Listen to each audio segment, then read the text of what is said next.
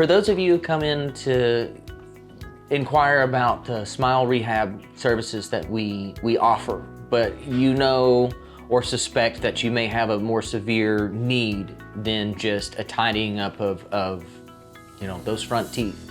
We do also offer full mouth reconstruction. Now this is an intimidating phrase or term, but it is how we describe the necessity to both engage repair or restoration of the posterior part or the back teeth, your molars, in order to give us the room or regain lost space that may have happened through trauma, wear and tear, decay, or loss. But in the name, it's full mouth, where not just where we're smiling, but it entails a preamble foundation being engaged and replaced in your posterior so that we can step in and recreate what has been lost in the front. Case by case is always different, but what we employ to bring the back teeth back to where we have the space in the front to give us room to recreate the smile.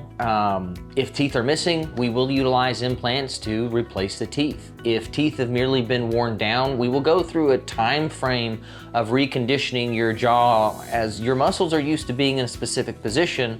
And if we're going to recreate space between teeth, that means your jaw has to be used to sitting in a less closed position.